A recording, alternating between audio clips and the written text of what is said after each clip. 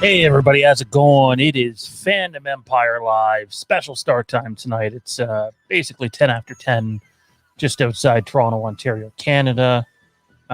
Kieran, Johnny, and myself just got slaughtered with this, quite possibly one of the weirdest flash storms I've ever seen in my life. Those clouds were legitimately scary for a second. I was like, wait a second, maybe this isn't just going to be like a bad storm. This might be something else. And thankfully, it came and it passed, and we are here. And well, Tommy B's probably fucking himself somewhere. Let's dive right into this. So this is the plan tonight. The first half an hour, we're going to preview the Halloween Kills world premiere, which is, it's kind of, you know, is it the world premiere? We'll talk about that in a few. And then we're going to talk a little bit of Star Wars, because lots and lots of Kenobi stuff floating around out there from very, very viable places. And then we'll spend the following 45 minutes to an hour just reviewing AEW All Out, and Tommy will exit and Gerald join, and that's the show for tonight. Without further ado, though, first up, Tommy B, what's happening, man? Hey there, buddy. It's been a week thus far, but I am kind of quiet on my end. Does anybody else think he's quiet? No more than usual. Let's see if I can turn you guys up a bit then. I don't think I'm quiet. My stuff is all turned up. I'm talking directly in the microphone. Kieran's talking, but has no idea he's muted. Oh yeah, I'm muted. Cool. Oh, Intel, sir, you're too kind. Greatly appreciated. I'm not sure why Johnny's included in with that, but I know I'm beautiful. But who are the other three? Oh, wow.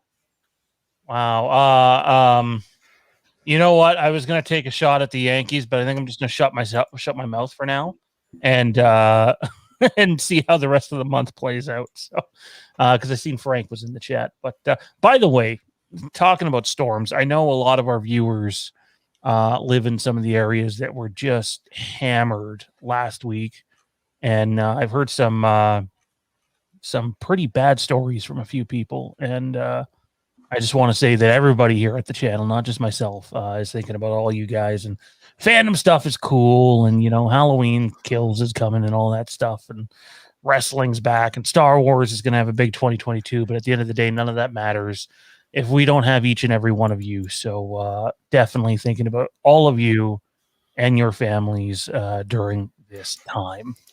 Also joining us, he had some dead air at the end of his show. That was my fault. I was not in the studio, but I did give him a heads up and say I wouldn't be. It's Kieran. How's it going, man? How much of a high are you coming off of? I don't know anything about Rick and Morty, but from what I understand, it sounds like whatever happened in the season 5 finale a lot of fans wanted for a long time because Twitter blew up with people just really, really happy. Is that a fair assessment or no? It basically gave the fans every single thing they've been asking for. So I was not. I mean, I loved it. It was a great episode, but I was not in favor of some of the things that they did. However, the vast majority of Rick and Morty fans got every single fucking thing they wanted. You know, like if they had a list of demands, we want to hear about this, and we want to know about this, and we want to know why this happened.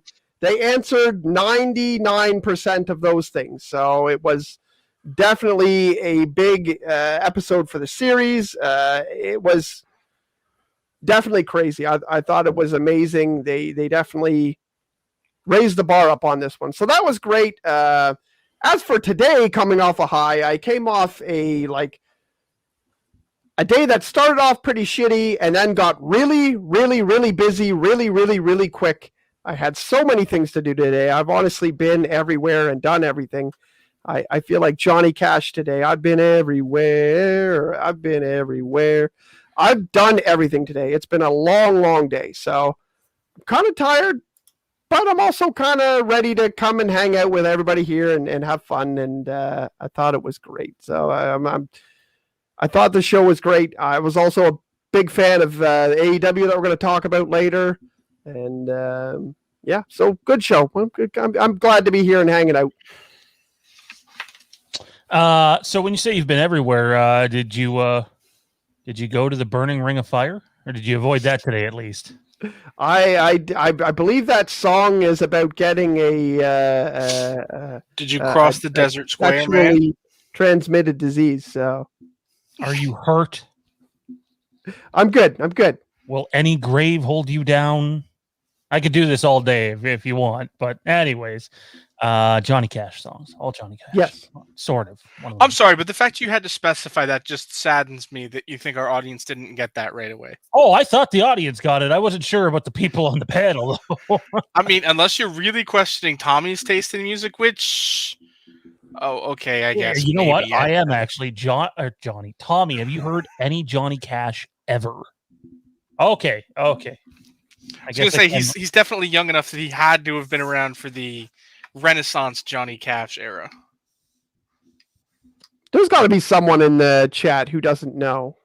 Yeah, somebody probably doesn't know. There's always someone who doesn't know. Also joining us tonight, he is the co-host of the Inside Handoff Football Podcast. Football, I believe, kicks off this upcoming weekend. Thursday. Well, I guess Thursday, but I mean, most of the teams play this upcoming weekend. And, it's a special time of year for the 10,000, probably way more than that. The million, 10,000. The millions of fantasy football players out there are just, they can't wait to jump for joy as football starts.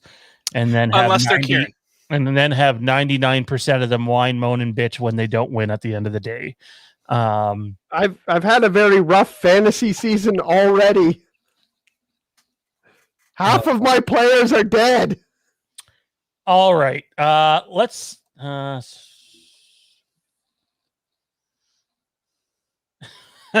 sorry.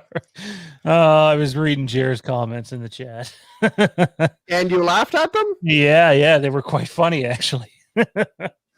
I think you should give Jer his own show then. It wouldn't be a I'm sorry, idea. but the show is just starting. Are you really high enough that you're laughing at Jer jokes? No. I just think Jer's funnier than you are. Anyways, let's dive into this. I want to start. I guess if I start in Star Wars with Star Wars, the chat's just going to be like, fuck you, we're gone. So why don't we start with Halloween Kills? Let's talk about some semantics. Let's talk about what may or may not be all over the internet in the next 6 hours. Our boy Toronto Freddy has been hyping Shang-Chi, pardon me, as Kevin Feige wants us to pronounce it. Big up for Shang-Chi for Sony pushing Venom 2. I think that plays a part in it, but I also think that they moved Venom 2 before seeing the results of that. But hey, Sony's right. I mean, you're not gonna. I think it was after early results, so they already knew it was on pace to break the record. And then it did a lot more than that. And given the time, think about it this way: if we're not in the middle of the pandemic, that thing quite possibly opens above 200 million worldwide. Sorry, domestically, not worldwide, domestically, because it made almost 100 domestically in a 4-day opening, which is just crazy considering the times. I'm absolutely loving it. Absolutely loving it. I've paid attention to a few channels where they have been talking about how it's going to suck and they've done such a terrible job and blah, blah, blah. And I've been down the rabbit hole for quite a few haters out there of the Shang-Chi. And I'm ready to see all these guys eat their humble pie now that it's done really, really well. Yeah, I got to be honest. There's a lot of people out there, and usually I don't go down this route on this channel because it can get messy. But there's legitimately a lot of people out there hating on this movie just because it's not a white male lead. And and the worst part about it is there's a bunch of people that aren't trying to hide that that's the fact too. And it's like, wow, this world really is a fucking shit fest. And it's unbelievable that a channel with 6 digits in subscribers can pull 50,000 views on a hate video about there not being a white male lead, and that's why it sucks. And it's just it's a it's a wake up call. Most people already know it, but like it really, if you're naive or you just don't know, it's a wake up call to the hate that really is out there, and it's too bad. I don't know anything about Shang-Chi. I'll be honest. I know that somehow the Mandarin plays into it. I think they fixed Johnny's problem with Iron Man 3, and it may even make they fixed that with the one shot. I don't know what that means. Again, the Marvel one shot after Iron Man 3 came out. I should have stated this. I'm fucking running on fumes right now. Okay. I've slept like 12 or 13 hours in 4 days. My body is telling me, why the fuck are you on air right now? Go lay down. But the problem is there's nowhere else to move the show to this week. So here I am, and I apologize if I don't seem excited at times or if I don't seem interested. I assure you, if I wasn't, I wouldn't be here right now. I'm actually currently texting Johnny, placing bets on how long till Kieran breaks his microphone as he tries to fix it. No, I'm not actually texting Johnny, but Frank, ignorant fucks. Absolutely. 110%. Got no time for people like that at all.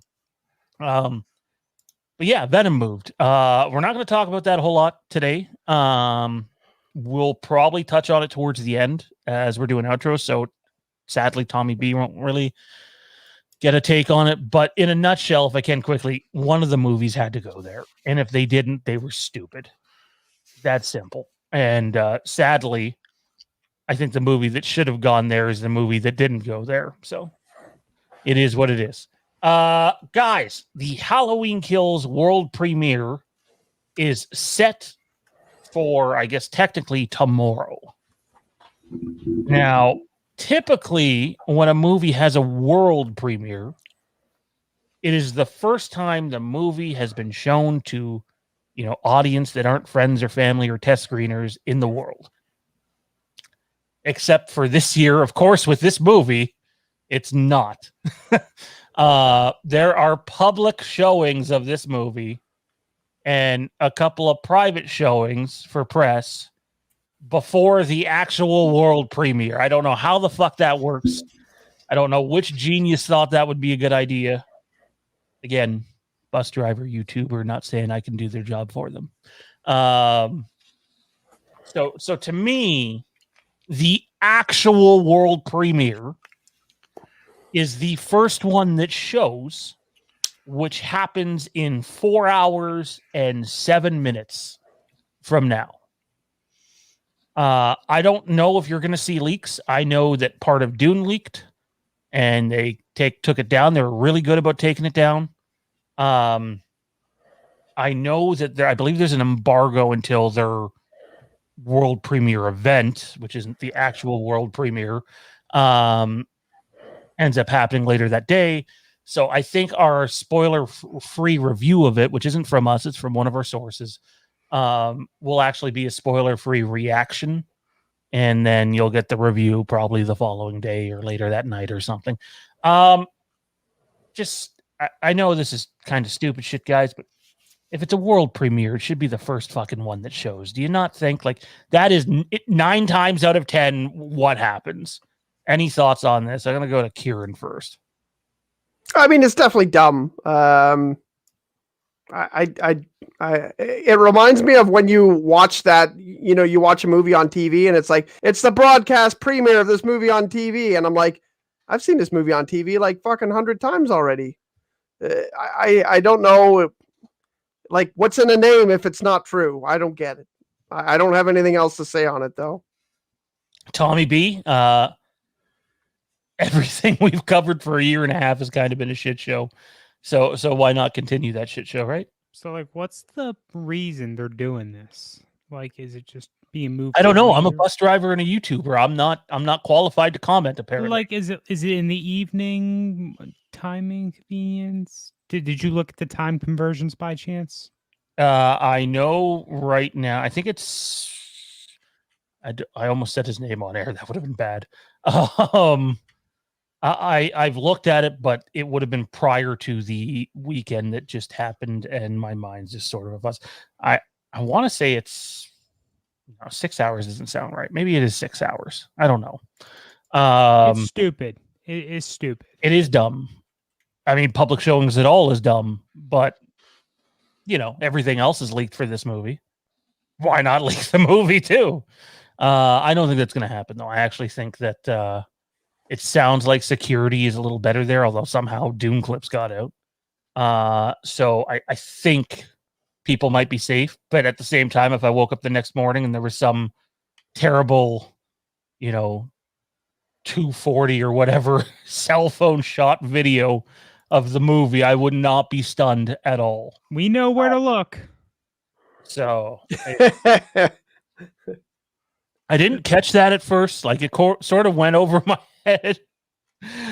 Now I know exactly what you're talking about, and so does Dean Renner in the chat, and so does Kieran. I'm referring There might to be a multiple places, certain but yes, very place. much there. They like to throw up all the leaks, or so They they apparently leaks nothing, but actually leaks everything. Yeah. 6 hour time difference. Thank you, Mean Dean. Appreciated, sir.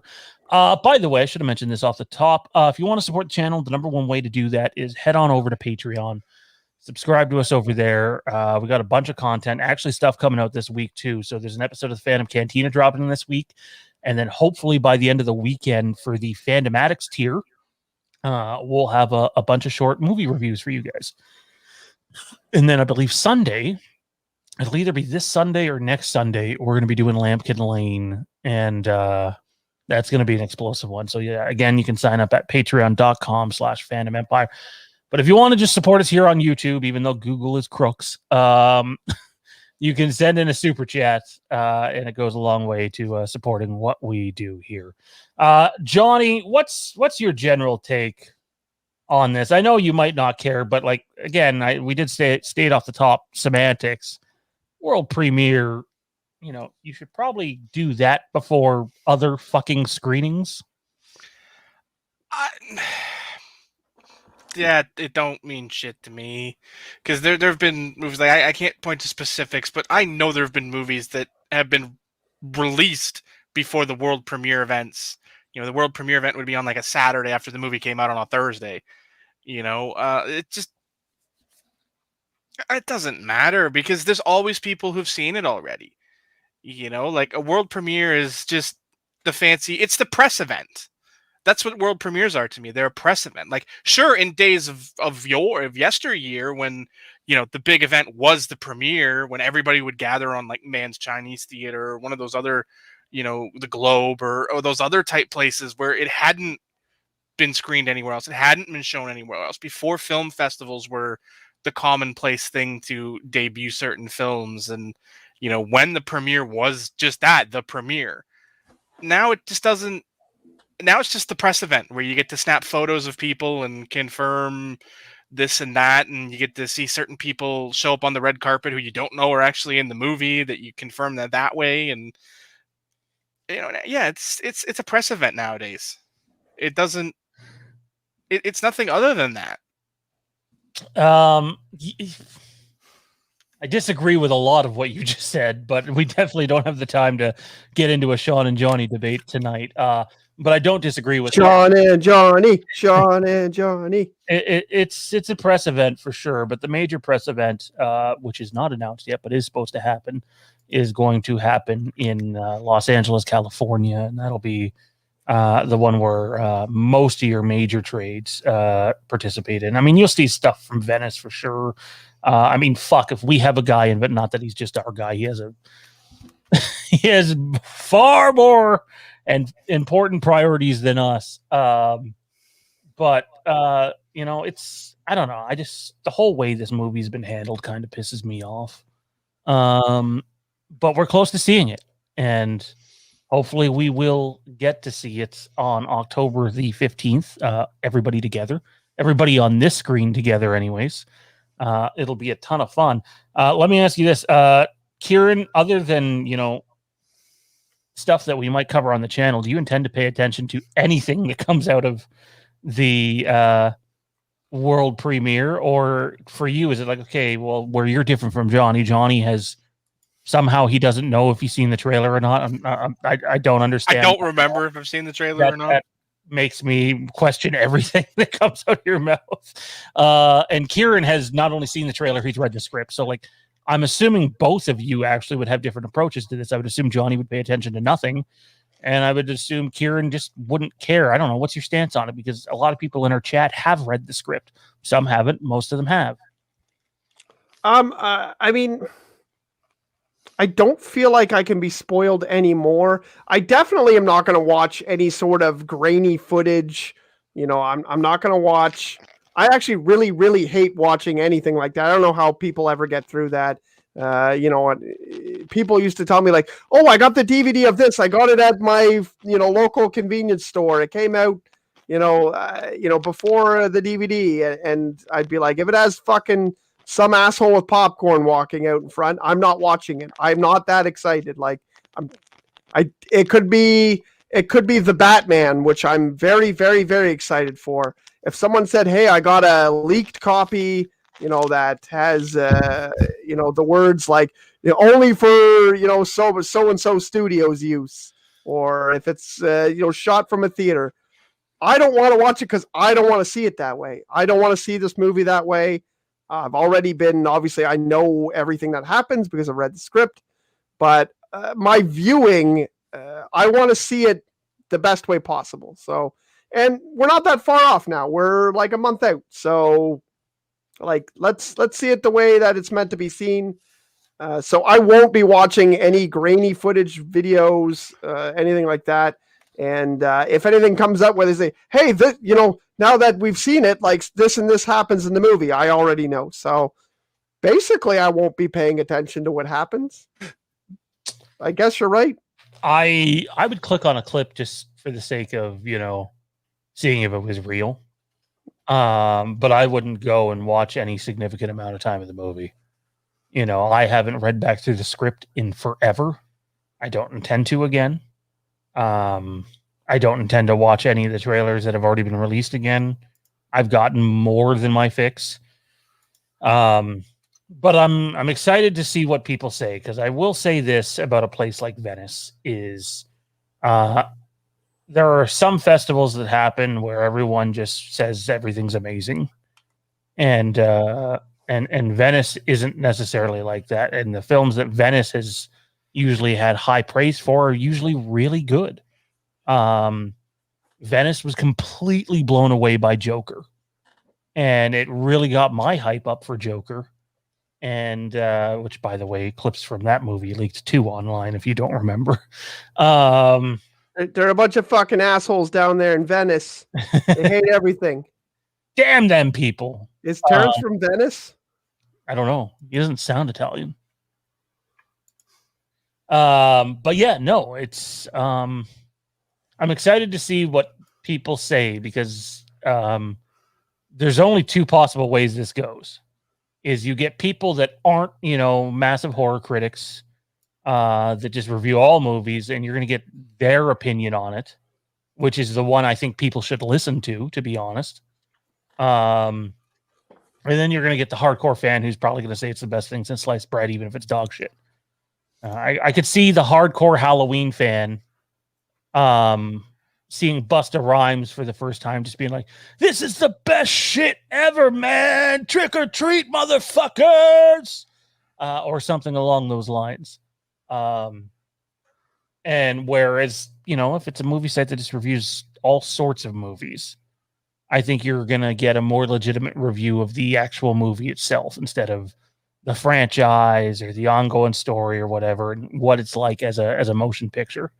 I'm not sure I agree with you on that one, to be honest. If I could relate it to something else, like if you show someone who's not a sci-fi fan at all, Star Wars movies, they will tell you that they all suck. Wasn't A New Hope like runner up for Picture of the Year in the Oscars? So obviously not everybody thought it sucked, and especially a group back then where sci-fi movies were legitimately cringe.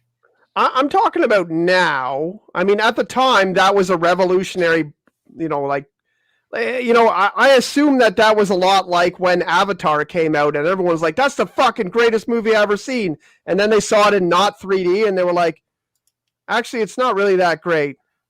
I think that Star Wars really blew people away. It's hard to say that. But, if you catch a person who is a film critic, and talks about all the acting and, how great it was and how the suspense was and is really a movie connoisseur, they're going to tell you that most horror movies suck. They're going to tell you that most sci-fi movies suck because, the way that things are written is usually not great.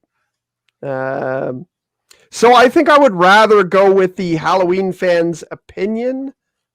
I still think it wouldn't affect my opinion. I think that I would be, I don't have the same Halloween opinions on a lot of the movies that we talk about here. I love Halloween 5, and I know most of you guys hate it, but I think I would rather see what the Halloween fan said than the general critic. I guess we're gonna have to agree to disagree on that one, but I don't adamantly disagree with anything you said either. It's just difference of opinion. I'm kind of on the fence. Like I if I did read it, I could back down on that and be like, you know what, you're right. The Halloween fan was fucking crazy. But that's unacceptable. Jason Case says 9 likes, and there's 70 mother Canuckers in here right now. I say 32. So either they just ballooned. No, it's been in the 70s the entire time, man. No, I'm talking likes. Oh, okay. Yes. 36 now, apparently. Yeah, okay. So I guess my foot just got put in my mouth. But when you're at it, the number one, well, not the number one way, but it's still less than half of the people watching. So an easy way you can support the channel, other than subscribing or joining Patreon or super chatting, is click the thumbs up.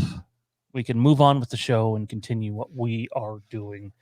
And we can do a friendly insert here that if you want to financially support the channel, we do like Patreon better because we're losing too much. Too much is slipping through the cracks on super chats, unfortunately.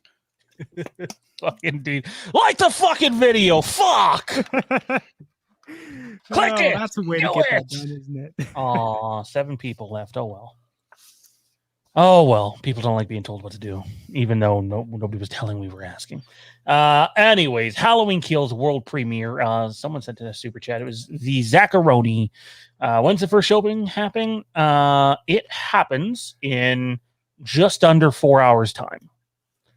Just under 4 hours time. So, we'll have to wait and see. We will have to wait and see what happens. All right, guys, let's move forward to Star Wars here. We can't spend much time with it.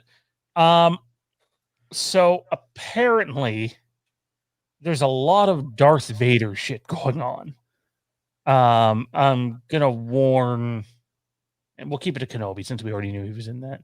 How do you guys feel just in general about seeing lots of Darth Vader in multiple formats moving forward?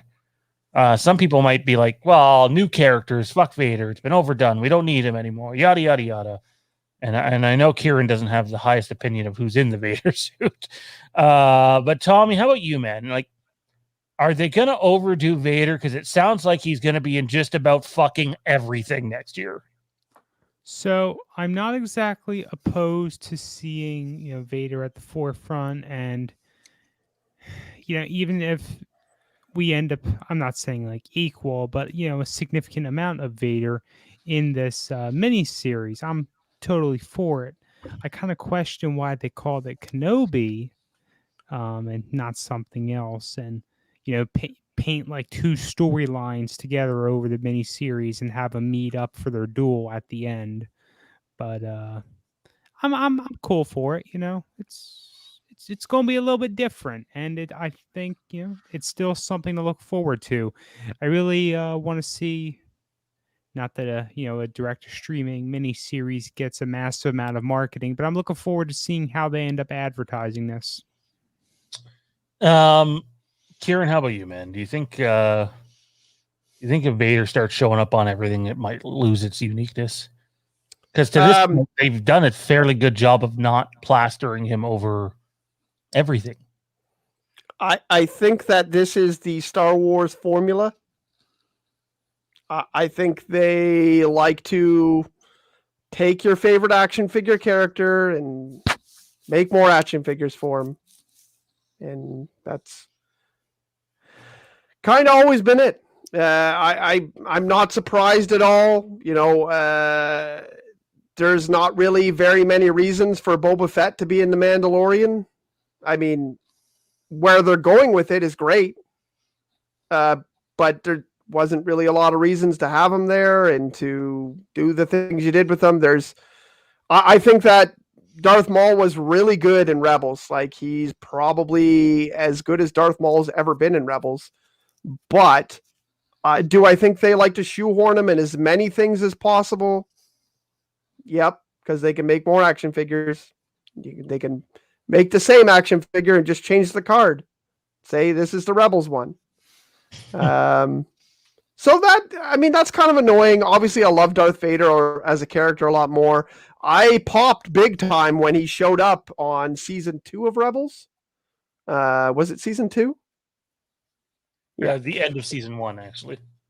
Okay, yeah, perfect. Yeah, that's right. I popped big time. I thought they did a great job with it. Was really excited. I loved it. So I'm not saying that.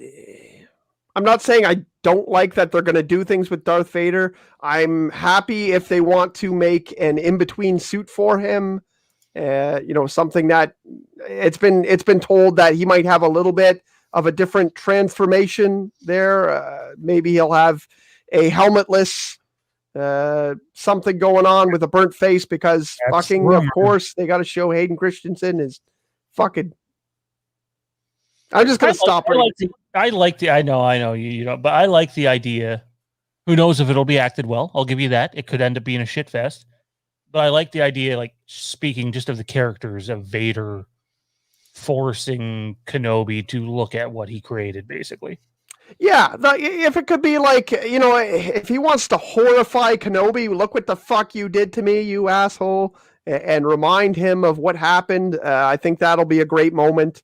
I've already prepared myself for the idea that Hayden Christensen's going to have more than a couple lines in this goddamn show. Oh, yeah.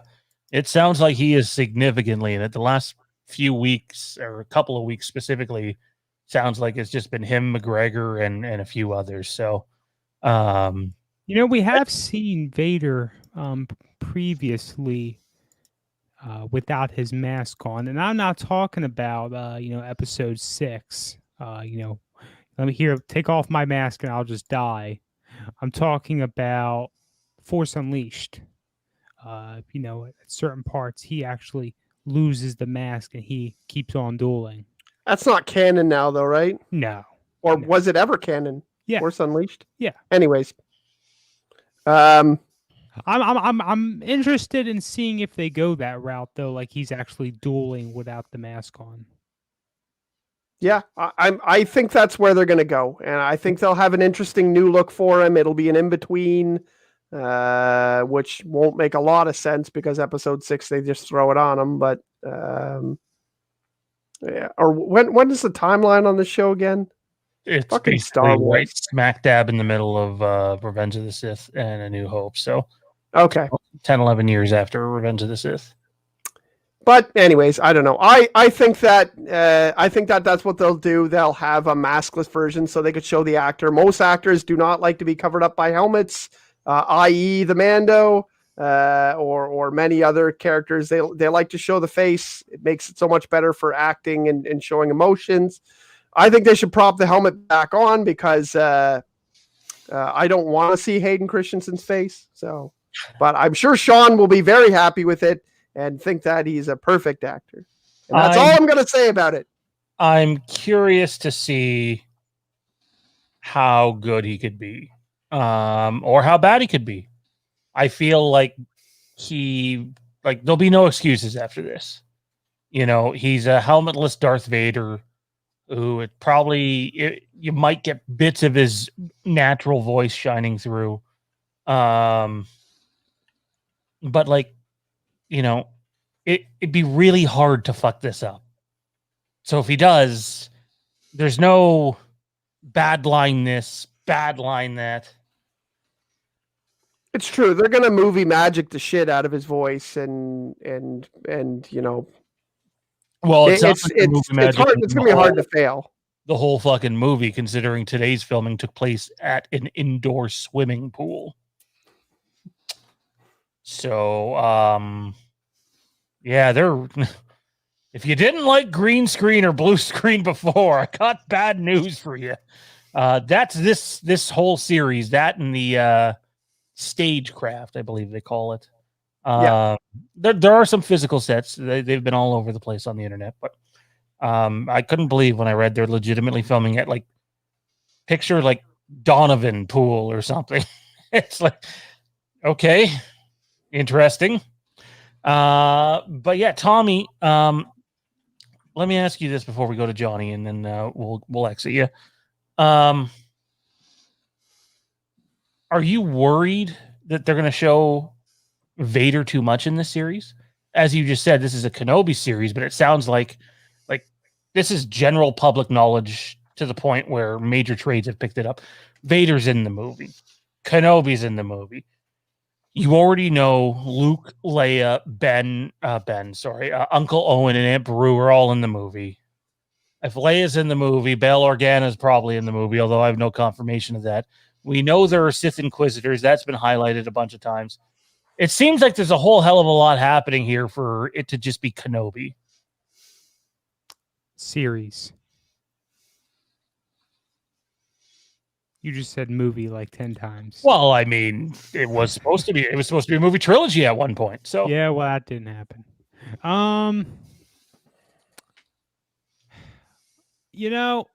I think it's really going to depend on how they end up presenting the film.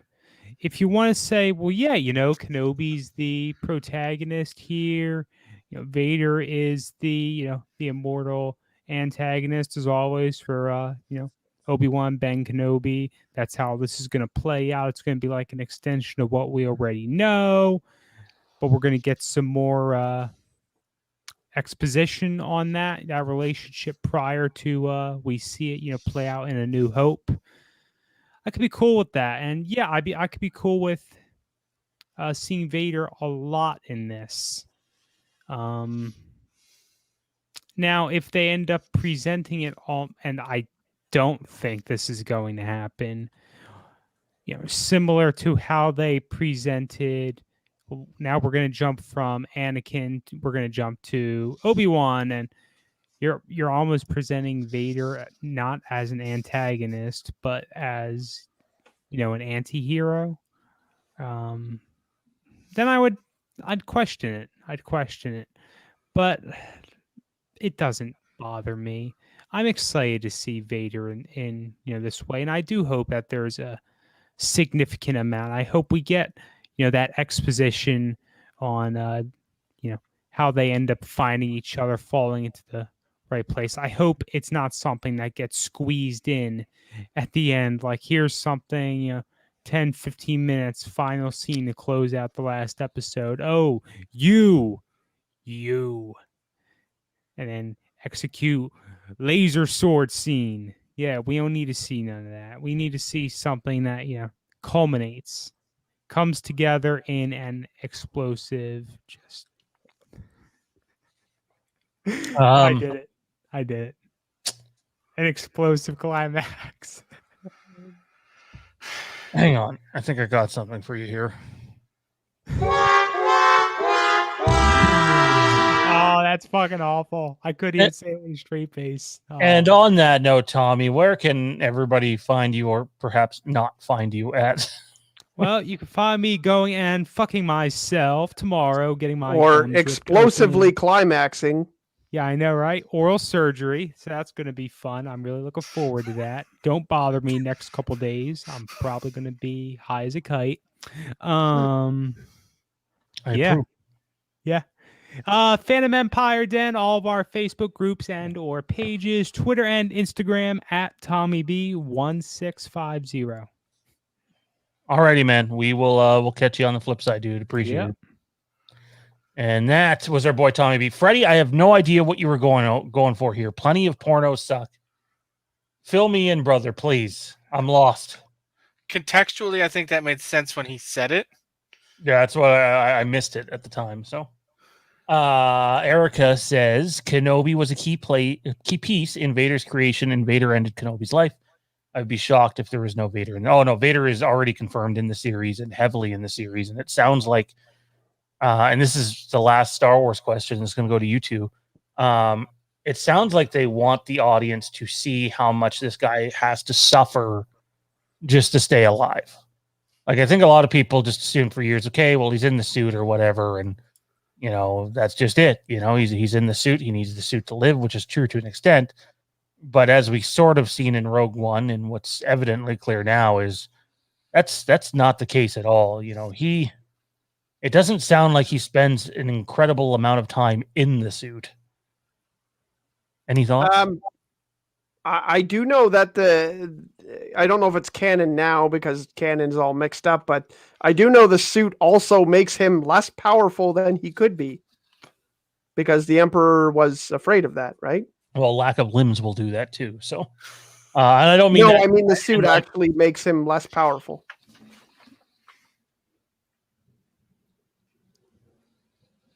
Yes, I heard that too. Yep.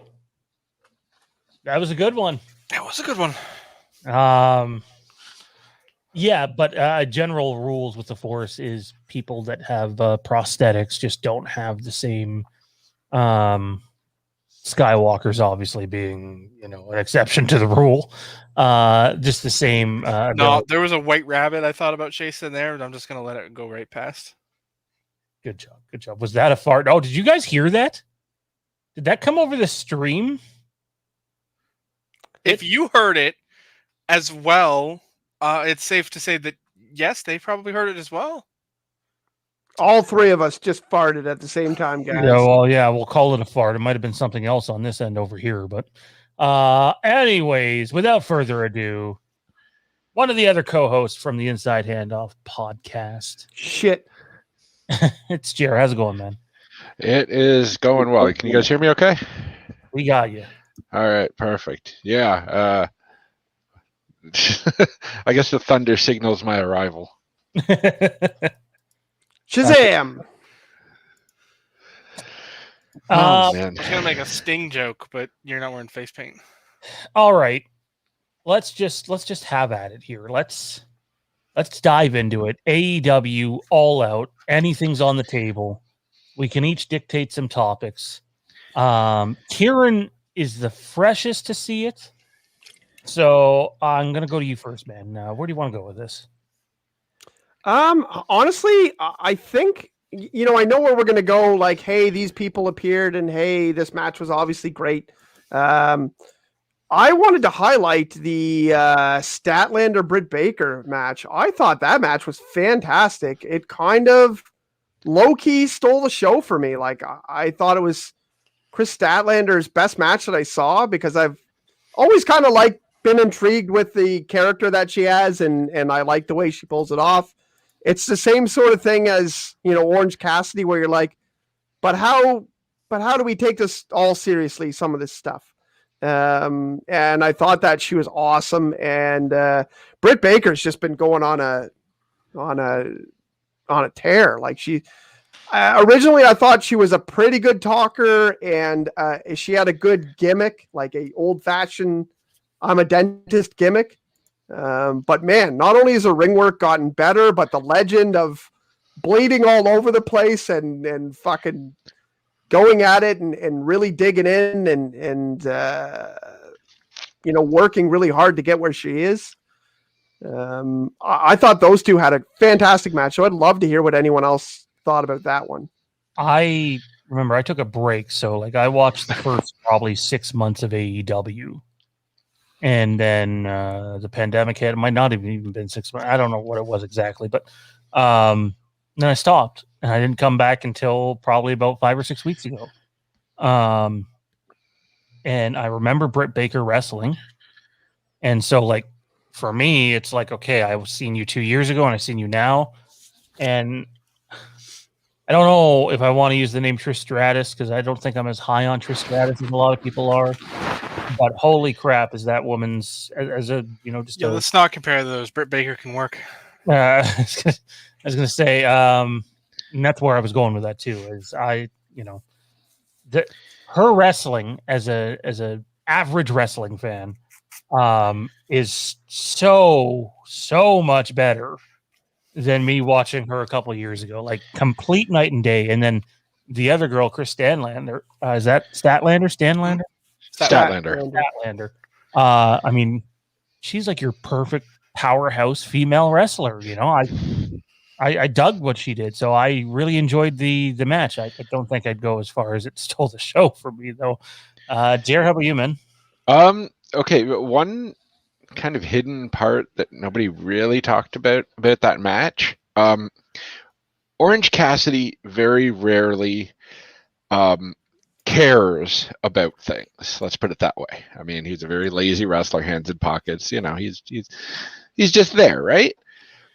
When Chris Statlander was risking being counted out of that match, he threw the glasses off and screamed at her to get her ass back in the ring at 9.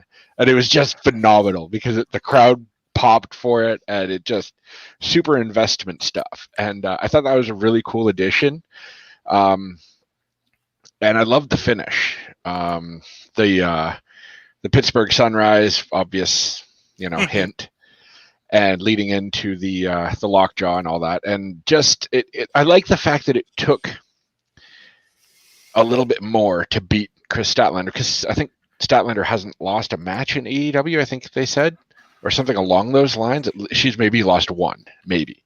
So she's been really well protected. And going in, I thought, I don't think they'll put her over Britt Baker. I mean, Britt's only been champ for 4 months, But, I mean, that's the importance of giving people winning streaks where you don't know, because you're not going to beat the person on this winning streak, are you? But you're not going to beat the champ, are you? So it's a really cool dynamic where they're not just feeding her challengers in and out and in and out, where okay, she's just going to beat this, schmuck.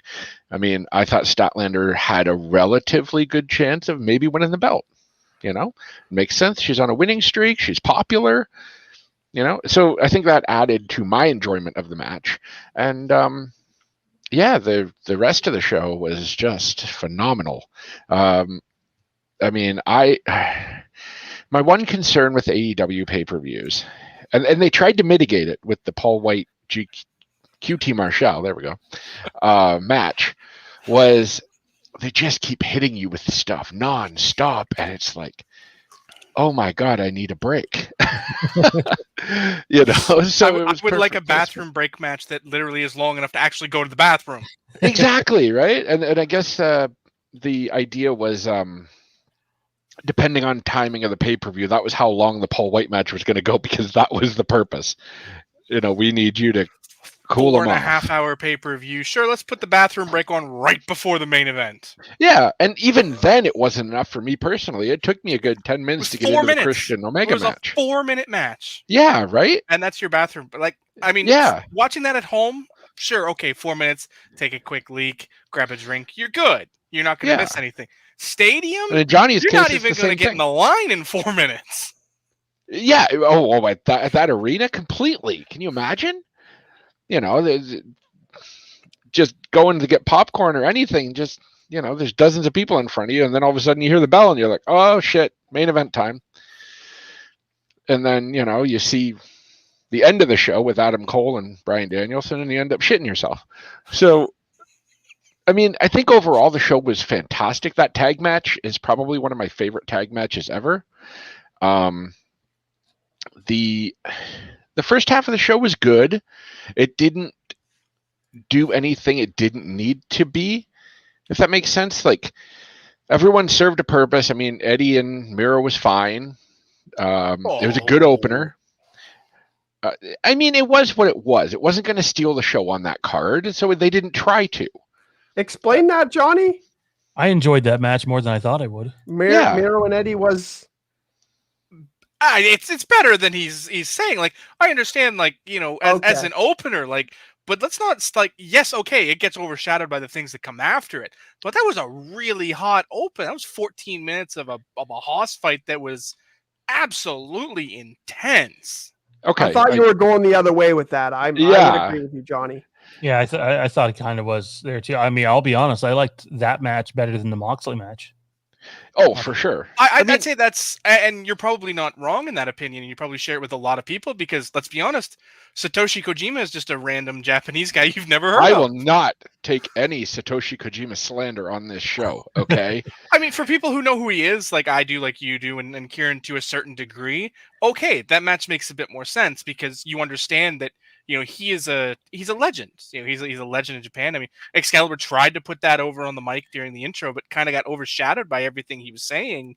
Yeah, you know, that was being said by like Tony and JR, that, you know, it didn't sink in just how significant this guy is to Japanese wrestling. That it was just, okay, it's. I mean, it's going to sound horribly racist, but this is just some random Asian dude that I've never seen before. I don't care about this. Yeah, they only had music videos really building him up leading into the match, so it's not even like he went there to, you know, work a squash on Rampage and beat some, you know, guy in the factory or whatever, where you can actually see him in person and, you know, get to know his mannerisms, his characteristics. Nobody really reacted to his spot in the corner. It's like when we were kids and we watched WCW and Jushin Thunder Liger came on, and I was like, well, that guy looks fucking dumb.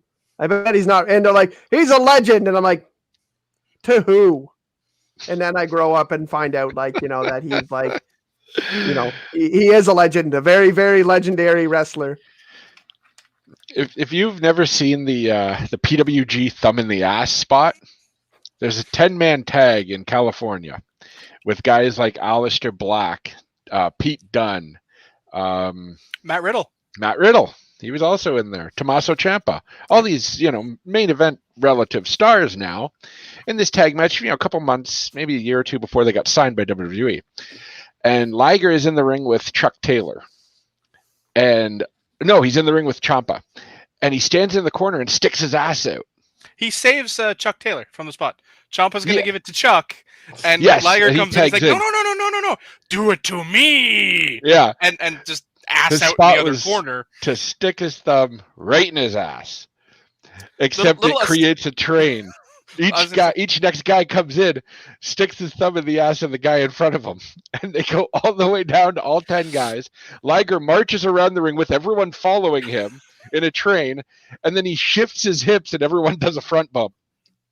It's the funniest spot in the world, and it came out this past weekend that the legend Jushin Thunder Liger came up with that spot.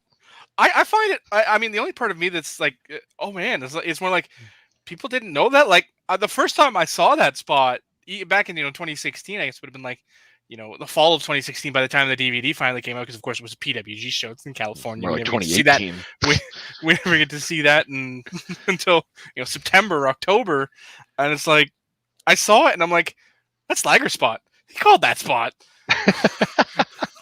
Because like you know that like the guys in that match, nobody's walking up to Liger and saying, "Can you take this spot?" No, Liger's here and he's being like, "Hey, I want to do this. This is fucking awesome." Yeah. I'm never ever gonna bring up anyone that wasn't on the show again, so I don't have to hear any of that bullshit. We chase white rabbits around these parts. Deal with it. I have seen that spot before. It's funny. It's among many I had of the to show that spot to my hilarious. mother because We could probably do a whole show on that shit. They did a similar spot on the pre-show buy-in match, where they did like the interlocking headlocks and arm bars and shit. And I was like, that ain't no thumb in the bum train. And my mother looked at me like, "What the fuck are you talking about?" So I had to show her the thumb in the bum Pretty train. sure Sean's dying right now. He's wondering, am I high enough for this? That's not my wrestling. I know that sounds terrible. It's a horrible thing to say, but stuff like that has just never gotten me. Like the dick guy. Well, what's his name? Who's the that dick is guy? Joey Ryan. That is international dick to me, connoisseur. it's like, oh my god, no. Dick wrestler extraordinaire, Joey Ryan. And yet, like I found DX funny back in the day. I know that's two different things. I found Big Dick Johnson funny. You found Big Dick Johnson far too funny. You and Vince McMahon are the only two people who enjoyed that as heartily as you did. But even like someone said Matt Riddle earlier, like I don't think I've ever seen a Matt Riddle match. But I've like seen YouTube clips of him, and I fucking despise it. Like, oh my god, I can't. Oh, the stoner gimmick and all that. Oh my, that is look. I hang out with stoners. That is not a stoner. And yet, for the longest time, Rob Van Dam was like one of your favorite guys. It's the same gimmick. No, Van Dam came across really is the same gimmick. Only Matt Riddle's in a time and era where he can be like, "Yeah, I smoke pot." Van Dam had to be like, "He," and make jokes about it. And then he gets arrested for it while being WWE champion. Yeah, that ended in a terrible 2 nights for him. I was good with him not being champion. Oh, ouch. Anyway, he was never going to be champion long.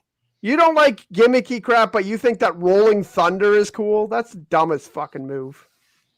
Well, I mean, if we're fair, there's some stuff that goes on in AEW that takes way too long to set up, and it's like, that's not very believable, but cool. And I mean, I love AEW, so I mean, don't you insult more bang for your buck. The tag team match. I know. I didn't go to Punk. Shame on me, or the end. The tag team match. I don't know if I've ever seen anything like that before, and I did see their ladder match. That there were times during that match where, like, I know my fiance looked at me because, like, I'd be like, oh no. Especially the spot towards what do they call that? The Canadian Crusher? Is that what it's called? The Canadian Destroyer. Oh yeah. I'm just like, when he did, I'm like, oh my god, no. Oh no. yes, these. Oh yeah, the Destroyer's like, on the outside. I literally got up off the couch and was just like, oh god, no. Like I literally said to Jade, I'm like, oh, awesome. CM Punk gets to follow this up. Fantastic. Right? Good luck, pal. One thing I liked about that spot was usually if you do it off the top, the guy taking the move tends to over rotate and land on his face, and it kind of looks like shit, basically. That move from the top was the most perfect I've ever seen it done, because he landed on his head. That was like the landing point. So it came across as a pile driver at the point where he was supposed to land, and then he rolled and died. I saw someone like pausing the clip on Twitter, and like his hands are like around like that, like you are in a pile driver, and it looks like his fists just hit before his head, like just ever so slightly. And I don't know if that's intentional, so he can try to push off. Yep. But like, I would hope his plan isn't to land on the top of his head. Hey man, Steve Austin had a great career after doing that. I'm just gonna fucking take it. He was up there and he's like, you know what? This is going to be a great match. I'm just going to fucking take it. It's like, I hate when someone's like, oh, that might have been my favorite match ever. And like, it just aired a couple days ago. But like, that is probably one of the best tag team matches I've ever seen in my life. Maybe the best. I don't know. That was, that was worth the price that it cost.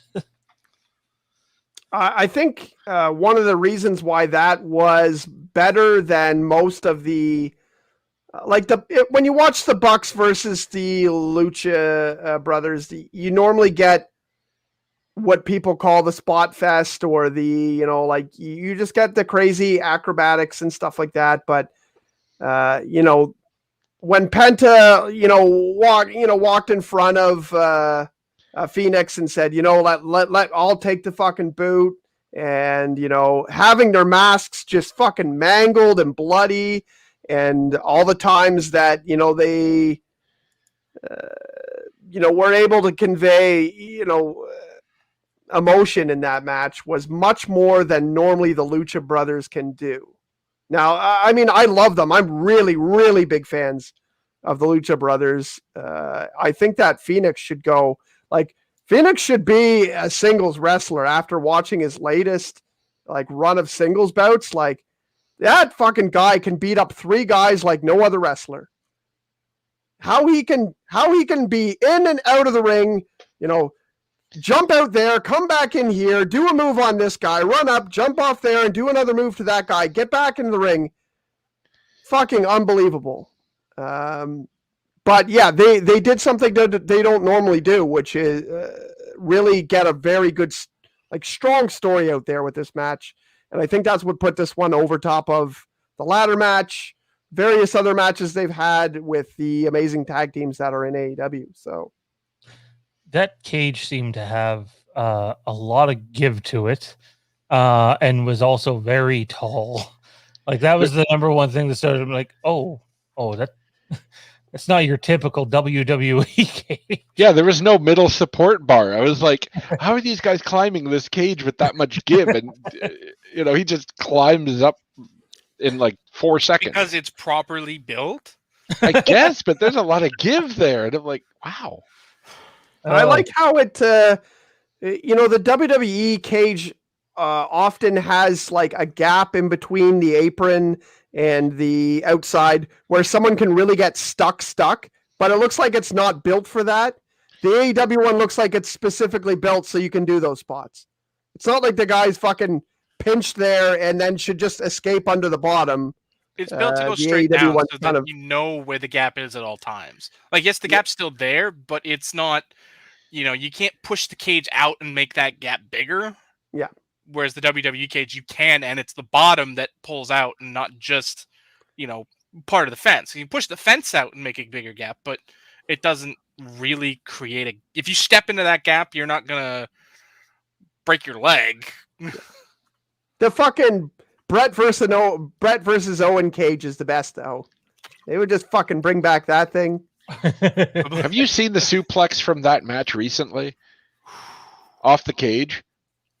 Okay, Brett suplexes Owen, I think it is. Kind of weird, doesn't he? And they land in the center of that ring, and the ring does not give at all. It's just thud. It just blows my mind. I don't know what was worse about a cage match in that era. Bumping into that cage, which had 0 give, and was just giant metal bars, or bumping into that ring and seeing how that ring didn't have give until after Foley tried to kill himself in it. Yeah, Lance Storm saw the clip and he's like, I think my driveway has more give than that ring. Johnny and Jared, what do you guys think of the tag match? I mean, it was everything you said it was. It was one of the best. You take 2 teams together that are, as proficient as they are in that particular style, and you're going to have a great match. I mean, it's not a technical masterpiece. No. But that's not what you're signing up for when you have a Lucha Brothers versus Young Bucks match. It's going to be a spot fest. It's going to be, a giant 20-minute car crash. And that's what you're signing up for. That's what you're expecting. And for that, it was amazing. It was just that. It was a spectacle. Meltzer has a hard-on for all 4 guys, so it's probably going to get 5 stars, but it probably shouldn't. But it as a spectacle, it's a 5-star spectacle. It's not a 5-star wrestling match. That's a different metric, but it's still ranked on the same scale. So I mean, it's a great match. It's a phenomenal thing. My only gripe, and this is just a booking issue, is that the Lucha Bros weren't together as much in the build-up to this match as I would have liked. They came back together for the tournament, and that was it. Whereas in the intervening, 2, 3, 4 months prior to that, the team was Phoenix and Pac, and Penta was off doing his own thing, and that felt a little weird to me. Like, I never understood the booking of the Death Triangle like that. The single guy wasn't the single, and the tag team wasn't the tag team. It always felt weird, but they put them back together for this tournament, and I got no issue with that because they are, one of the best tag teams out there, and you put 2 tag teams that are amazing together, and the result was obvious. As soon as they made the announcement on Dynamite 3 weeks ago that the All Out was gonna be in a cage, well, you knew, okay, the Bucks are dropping the belts and they'll have the built-in excuse because nobody could help them. And yes, Brandon Cutler tried to, but he's Brandon Cutler, and I mean, kudos to him on the throw, though. He could have very easily came up short on that throw. That was a great throw. Yeah. On I that really cage didn't very think easily. the Bucks were gonna lose, to be honest. I thought they had to. Because the only reason I thought the Bucks were going to lose, and again, I have no idea if this is going to happen, but I heard rumblings of Bucks versus Punk and Bryan, and I don't know if that's soon or down the road, but I just didn't see with AEW system how that could happen if they had the tag titles. I mean, that would be something down the road. But if anything, it would probably be like, Punk or Bryan and Jungle Boy, or Bryan and Christian at the moment, just from the way they paired off. I don't know where they're going to go with Punk, Sting, and Darby right now. I mean, maybe you could do Punk and Darby against 2.0. I mean, it feels weird because, yes, the pay-per-view blew off some stuff, but it also feels like there's so many strings still left you can work with, which is rare for a big pay-per-view because usually it's blow off and everybody goes their separate ways. But like, you could do Punk and Darby teaming up. You've got the factions facing off at the end of the show. So like, everyone's not really done with each other, which is kind of cool because, there's still so many avenues they can go with the booking. And as far as the tag match, it's a very, very minor production gripe, but Impact Wrestling, formerly TNA, did this thing with their cage matches where they cut a hole in the fencing at the bottom around the ring, like a tiny, tiny little hole around where the ring apron is. And the purpose of that is so you can get a clear camera shot into the cage. Now, my issue with the cage match was the cameraman was standing in the corner and he felt like he was too close for some of the spots. Like, you would miss the double, they hit double Canadian Destroyers, right, on the apron? Yeah. I want to say, yeah. It felt like that camera angle didn't really do that spot justice because the cameraman was literally right in front of that one pile driver. But, I mean, that's literally just a production gripe and nothing against the match whatsoever. But, yeah, phenomenal match. I loved it. I wouldn't have changed a thing about it. I kind of got my hopes up a little too high on Phoenix on top of the cage. I thought he was going to do something more than just a dive, I guess. Because, I mean, if there's a time when you're going to, kill yourself on a cage spot, this is the day to do it, right? This is their WrestleMania. So, but overall, it was fantastic. I loved the thumbtack shoe. It added a new dynamic where it's more than these two teams trying to beat each other and win the belts. No, these fucking guys hate each other. They want blood. They are ripping each other's masks off. And it just felt like a really good hate-filled match. And wrestling needs more of that. All right, so I'm going to bring up the elephant in the room. CM Punk's first match back. I've watched it before.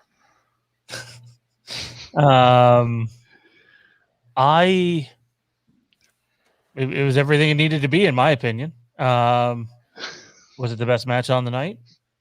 Nope. I don't think so.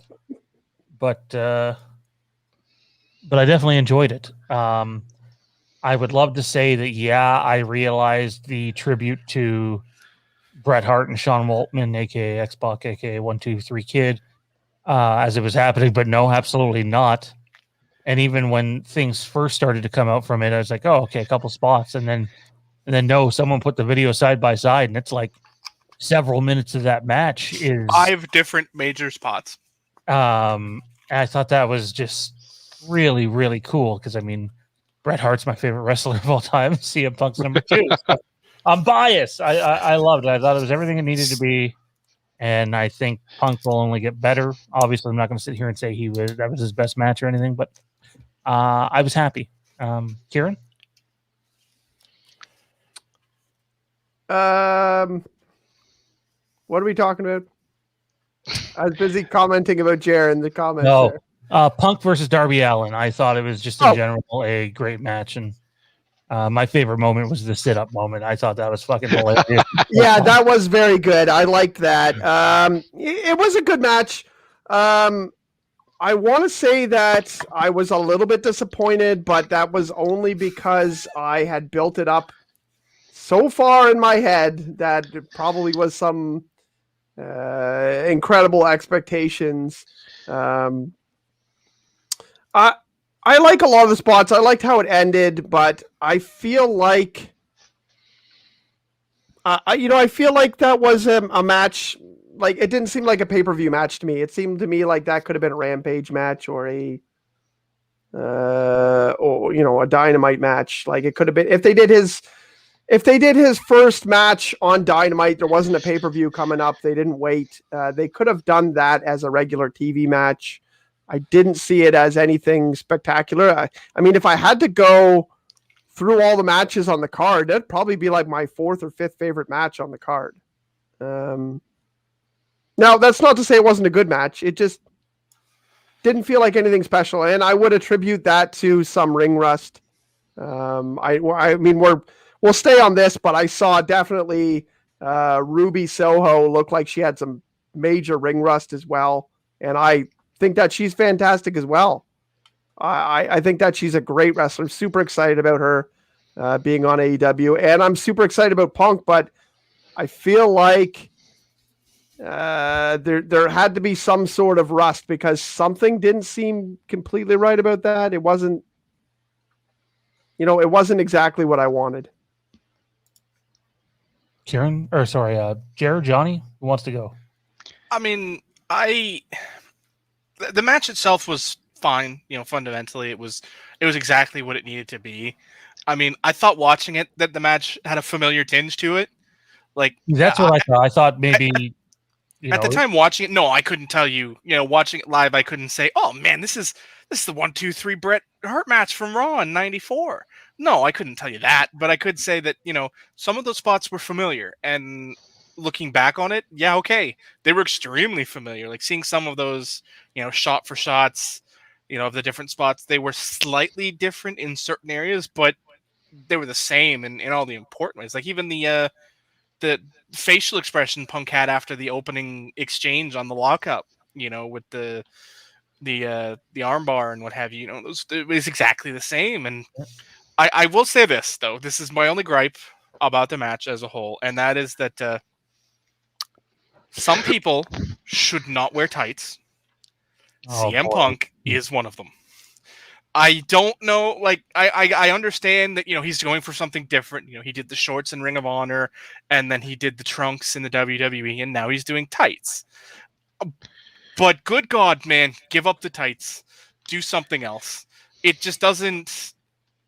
It doesn't work with him. Like it does not look right on him. Is it worse than Shawn Michaels' return when he wore those shit brown, terrible fucking? I won't lie. That's what his tights did remind me of, and I kind of wonder if they'll be one. I mean, I saw right away the Bret Hart in them. I mean, the stripes, the stars, the colors. It was right away. You knew it was Bret, and I think that might probably help him. If he went to the Shawn Michaels and Bret Hart style of wearing the tights or the trunks over the tights, that might work better. But the tights just looked weird, and it doesn't work for me with his style. He's a kicker. He uses a very kick heavy move set, and that doesn't work with tights. It just looks. Oh, no, I don't want to.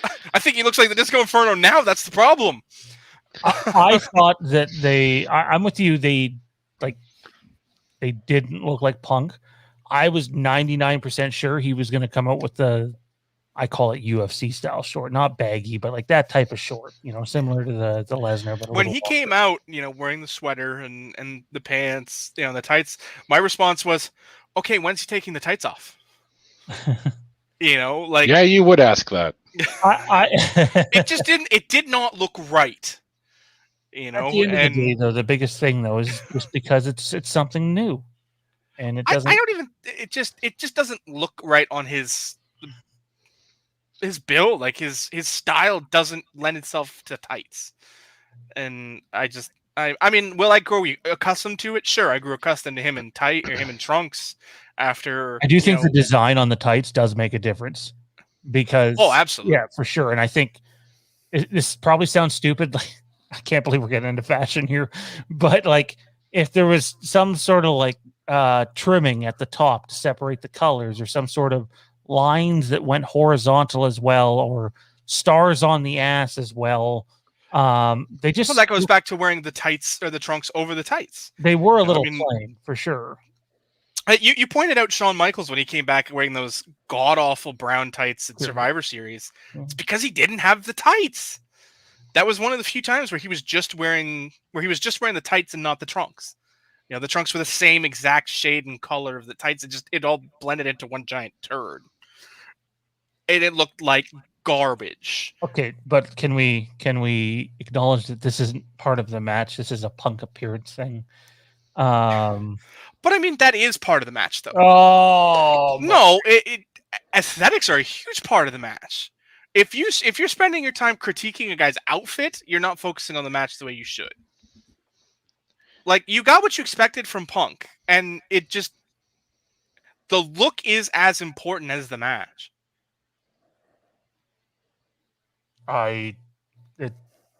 Jer, are you with him on this? I'm praying you're not, but. No, God, no. I thought it was cool that Punk switched to long tights. I mean, they could, be tweaked a little bit here and there, but it's whatever. Although he did tweet 2 days before the show, guess I need boots, huh? And then the day before the show, he tweets, fuck. And then tweeted the day after the match with his fans voting on what looked better, and the resounding vote was 90% go back to trunks. Long boys, damn it. I thought the match was what it needed to be.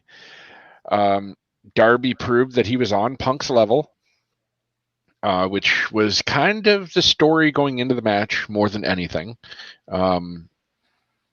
Darby took a couple crazy bumps, which, it's Darby Allin. That's what you get. Punk told a very simple story through the match. I mean, they worked a hammerlock for 3.5 minutes. You don't see that in wrestling anymore. And Punk did the little things that outside of Bryan Danielson, that'll take a little bit. It's the little things that some guys do that really stick out.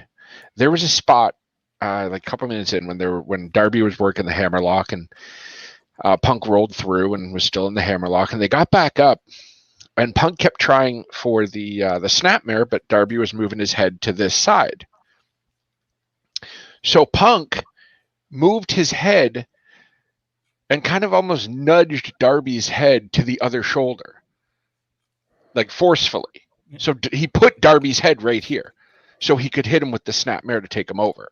And just little things like that are missing in wrestling from guys who do that really, really well, like Danielson and Punk, and just Zack Sabre Jr., just guys who really focus on the intricate details of what they're doing. And it probably went over. That Zack Sabre Jr. guy sucks. Yeah, I knew you'd come for him. Just like, and Pete Dunne also does stuff like that. So it's just really cool, intricate stuff where if you notice it, it's really cool. And if you don't, it's whatever. So the match was really what it needed to be. It wasn't great. It didn't steal the show. It wasn't anything like that. But it told the story that Punk is as good as he was. Darby is almost as good as we thought he was. And, I'd like to see where they're going next with it. Because I don't know if they're done with Darby and Punk goes and does something else, or if they team up, or, there's a lot of open doors now for Punk going forward, especially because he's going to be on TV every week, which is cool. So he's not just this part-time guy who comes in to beat Darby Allin and then go away for 3 months. I think I do think that Punk showed one thing right away that he has, and something that WWE has that AEW doesn't have. Punk, when it zooms in on his face, he always knows. He knows how to be like, oh fuck, I'll see you that one, and I'll give you a different move, or he knows how to be like, fuck, this guy, man, it won't go down. Like the expressions on his face that they teach you in WWE, because when they teach you, like, hey, look at this camera, like, make sure you're here, make sure they're looking at you. When you do something, use your face to show, oh fuck, like I got to do it again, or like, yes, I hit him with that counter. That just reminded me of a spot. It's a lot of AEW wrestlers that don't quite know how to do that yet. I think it's funny that you credit that to the WWE, because that's not where he learned that. That is I performed in gyms in front of 10 people, so everybody's going to see my face. That's what it goes back to. He's been doing it since 2001. He's always had that ability to enunciate and show his face in such a way that he has that it factor that he always knows where the camera is. Yeah, he's always had that. I'm sure that that's for him, yes. But I know that they probably work on that a lot more in WWE than they do. I think that's detrimental. So Punk gets Darby in a chin lock.